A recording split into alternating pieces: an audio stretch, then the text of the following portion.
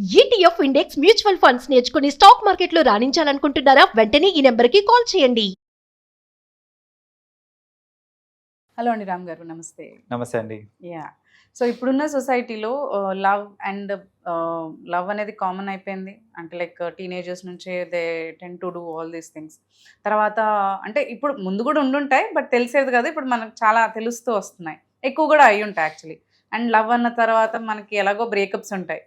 So ఆ బ్రేకప్స్ని like reason లేకుండా అది క్రషా లేకపోతే నిజమైన లవ్ అనే ఫీల్ వాళ్ళకి తెలియదు కాబట్టి నిజంగానే లవ్ అనుకొని కొన్నిసార్లు ఏంటంటే ఏమీ తెలియని పిల్లలు కూడా సూసైడ్స్ చేసుకోవడము, దాన్ని సీరియస్గా తీసుకోవడము, డిప్రెషన్లోకి వెళ్ళిపోవడము ఇలా జరుగుతూ ఉంటుంది.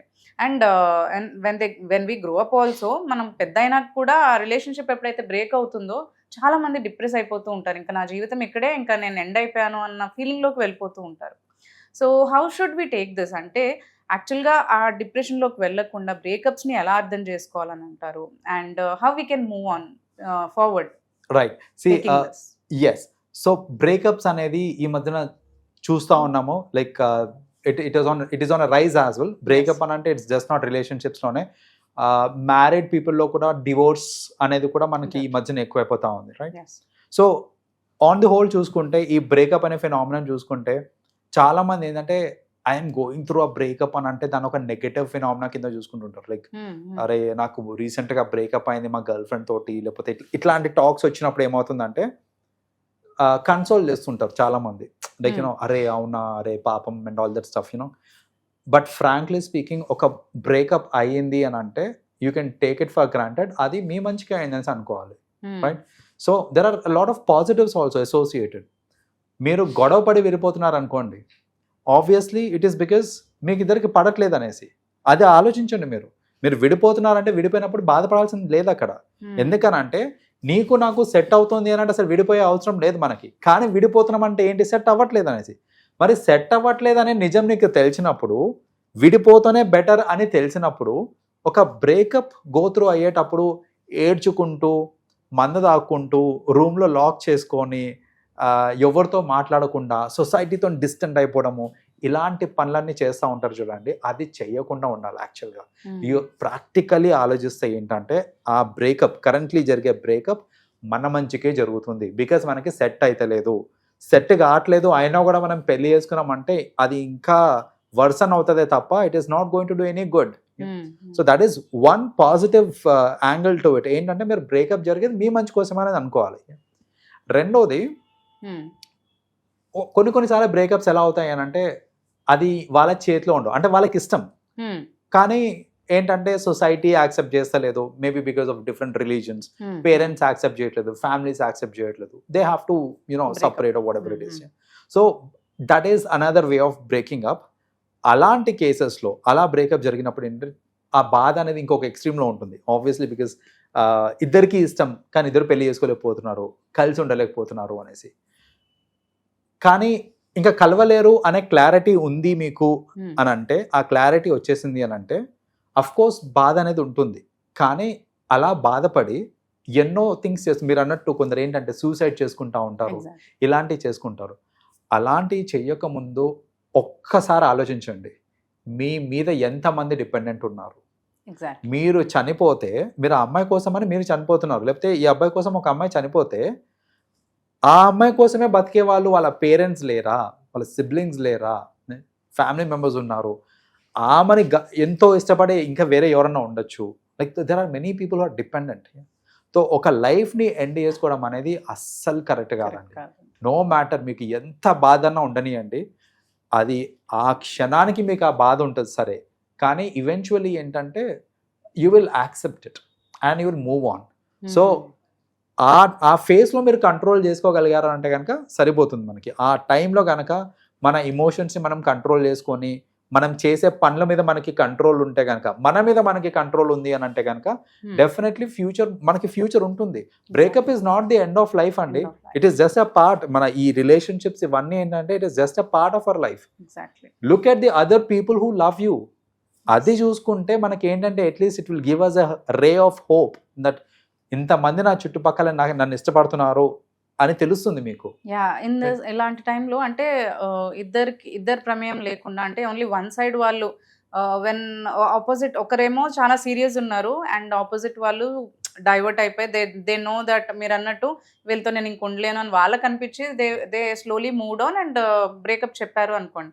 ఆ టైంలో వీళ్ళు సీరియస్ అయిన వాళ్ళు they ten to divert things with like అంటే ఇప్పుడు సూసైడల్ థాట్స్ తో కానీ లేదంటే అడిక్షన్స్ కి మీరు అన్నట్టు డ్రగ్స్ కి కానీ ఆల్కహాల్స్ కానీ వీటికి అడిక్ట్ అయిపోతూ ఉంటారు to divert. How is that is that correct in divert చేసుకోవడం కరెక్ట్ అంటారా? అసలు డైవర్ట్ చేసుకోవడం ఈస్ కరెక్ట్ యాక్చువల్లీ, కానీ నాట్ ఇన్ దిస్ వేస్. అంటే ఇప్పుడు ఆల్కహాల్ తాగి డైవర్ట్ చేసుకోవడం కానివ్వండి. కొందరు ఏంటంటే నేను చూస్తుంటాను బ్రేకప్ అయిన తర్వాత నేను ఇప్పుడు ఆ అమ్మాయిని మర్చిపోవడానికి నేను ఇంకొక అమ్మాయిని ఎత్తుక్కోవాలి, ఎగ్జాక్ట్లీ రైట్. ఇలా కొందరు ఏంటంటే ఇలా కూడా ఆలోచిస్తూ ఉంటారు.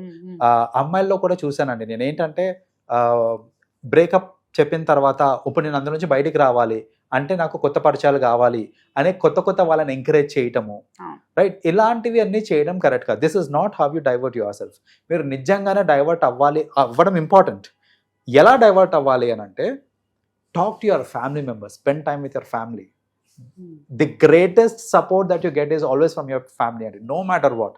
సొసైటీలో మిమ్మల్ని ఎవ్వరు సపోర్ట్ చేసినా చేయకపోయినా లార్జ్లీ మనకి సపోర్ట్ చేసేది ఎవరు అంటే మన ఫ్యామిలీ మెంబర్స్. ఫ్యామిలీలో ఒకవేళ పేరెంట్స్ అంత కాకపోయినా ప్రాపర్ పర్సన్ ఎవరైతే బాబాయో పిన్ని బ్రదర్స్ ఎవరో ఒక్కరైతే ఉంటారు మనకి సపోర్ట్ చేసే వాళ్ళు. ఖచ్చితంగా ఉంటారు. అది విత్ ఇన్ ఫ్యామిలీ కాకపోయినా at least out side the family, నా క్లోజ్ ఫ్రెండ్స్ అన్న అవ్వచ్చు, ఎవరన్నా కానివ్వండి, మీకు 100% yes be talk to them, spend time with them, you know. కొత్త హాబీస్ డెవలప్ చేసుకోండి. అంటే జనరల్గా ఏంటంటే మనం రిలేషన్లో ఉన్నప్పుడు ఉన్న టైం అంతా ఫోన్లు మాట్లాడుకోనికి కలవడానికి అలా టైం పాస్ చేస్తుంటామే తప్ప, ఇప్పుడు నాకు ఆ రిలేషన్షిప్లో నేను లేను అన్నప్పుడు నాకు ఫ్రీ టైం ఎక్కువ ఉంటుంది. ఫ్రీ టైం ఎక్కువ ఉన్నప్పుడు ఏంటంటే ఆ నెగటివ్ థాట్స్ అవి ఎక్కువ వస్తూ ఉంటాయి. అలా రాకుండా ఏంటంటే ఏదైనా కొత్త యాక్టివిటీలో ఇన్వాల్వ్ కాండి. అంటే ఏదైనా మ్యూజికల్ ఇన్స్ట్రుమెంట్ అప్పటి వరకు ఎలాగో కెరియర్ ని, జాబ్ ని, స్టడీస్ ని వాళ్ళు నెగ్లెక్ట్ చేస్తూ వీళ్ళతోటే మీరు అన్నట్టు టైం స్పెండ్ చేస్తూ ఉంటారు. రైట్. సో ఇప్పుడు ఏంటంటే కొత్త స్కిల్స్ ని నేర్చుకోవచ్చు.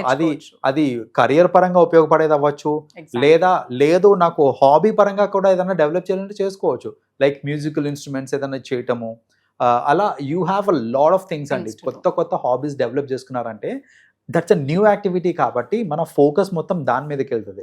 వెళ్ళినప్పుడు ఏంటంటే మనకి అవి గుర్తురావు. మన పాస్ట్ బ్రేకప్స్ కానివ్వండి, వాళ్ళతో స్పెండ్ చేసిన టైం గుర్తు వస్తుంది, but not to that extent that మీరు ఖాళీగా ఉన్నారంటే ఇంకా అదే ఆలోచిస్తూ ఉంటారు.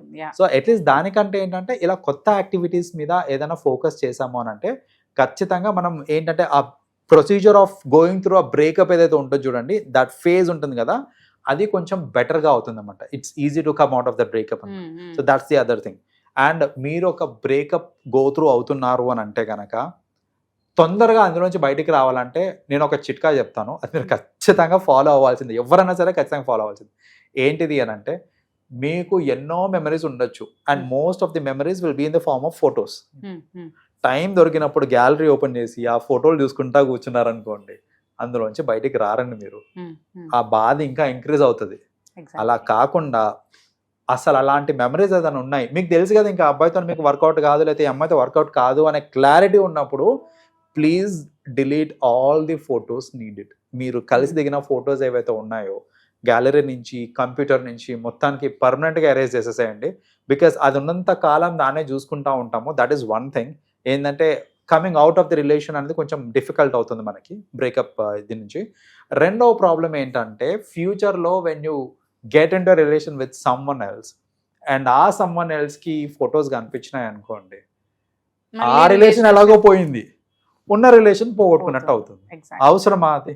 సో అట్లీస్ట్ ఏంటంటే ఆ ఒక రిలేషన్ బ్రేక్ అయింది అని అంటే ఇంక అక్కడికి అది కట్ చేసేసుకొని వాళ్ళతో ఉన్న మెమరీస్ ఏవైతే ఉన్నాయో అన్నీ డిలీట్ చేసేసుకుంటే అట్లీస్ట్ ఏంటంటే ఈ గోయింగ్ త్రూ ఈ బ్రేకప్ ఈ ప్రాసెస్ అంతా కొంచెం ఇది అవుతుంది అనమాట. సో ఇన్ వే చెప్పాలంటే బ్రేకప్ మంచిదా కాదా అని అంటే బ్రేకప్ కి అది మంచిది కాదు లేదని చెప్పడానికి లేదు, మంచిదని చెప్పడానికి లేదు. It's a journey that you're going through.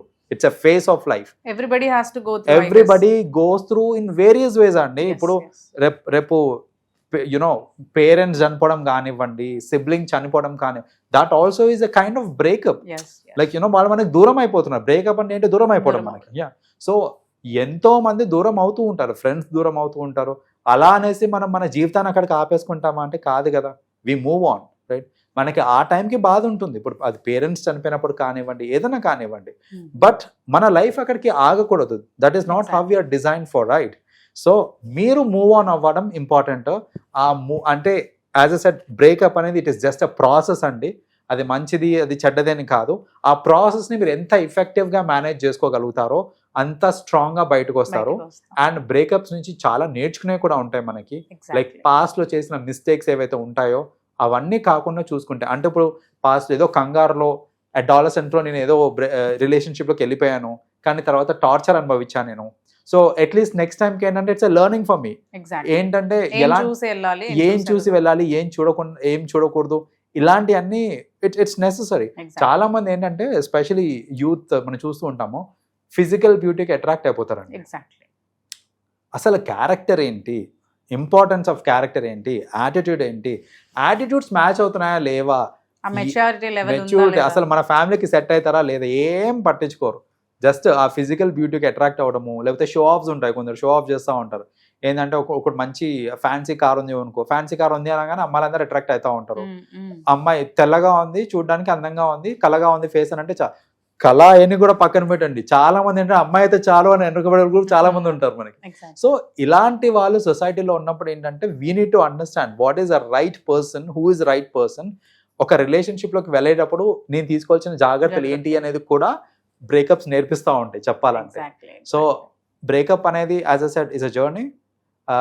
Deal carefully with it and then you will come out strong. Well said అండి. Thank you so much. Welcome అండి.